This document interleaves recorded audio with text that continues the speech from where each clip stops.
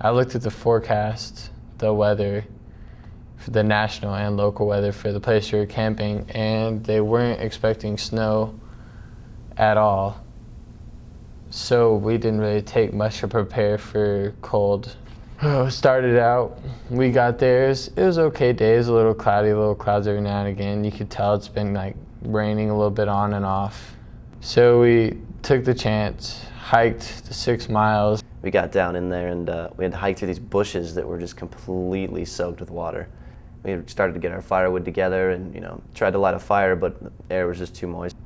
Put it all in these little caves, rock formations, whatever you want to call them, to let them dry off. So we went on a hike and kind of got a view of the area, so we kind of knew what we were dealing with and the surrounding area.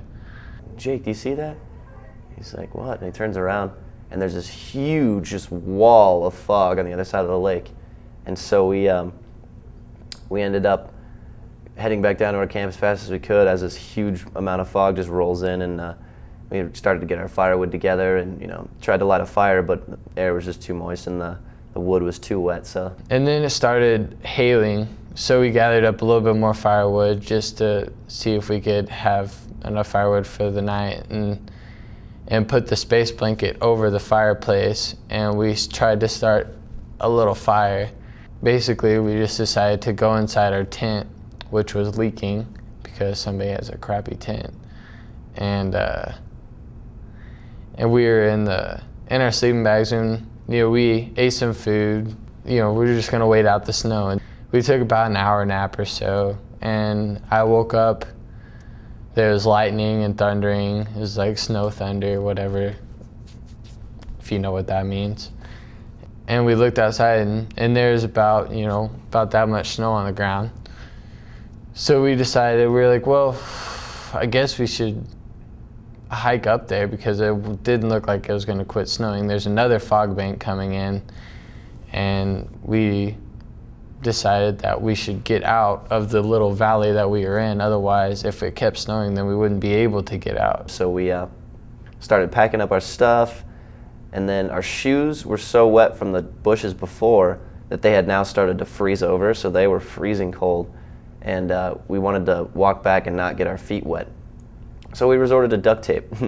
We had a whole roll of duct tape, and we duct taped our socks up so that when we put them inside of our shoes, they wouldn't get wet or be frozen as much as they were.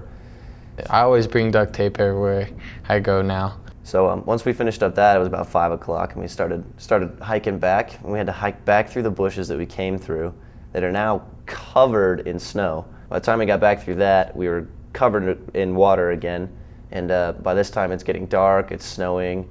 We lost a trail because of the snow. We couldn't find it. It opened up a little bit, and there was a couple of them we tried, and none of them seemed to be the right trail. So we just started heading off in the direction we knew we needed to go.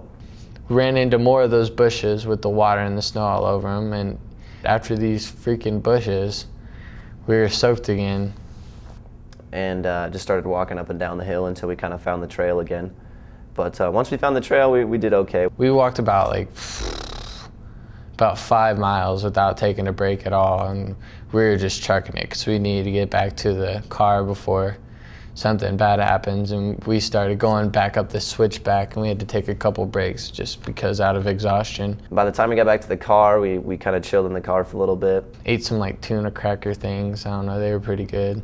Finally got back home, and I passed out in the car because Jake was driving, and I definitely felt better when I woke up. But that was one crazy camping trip. But that's basically a camping trip gone wrong.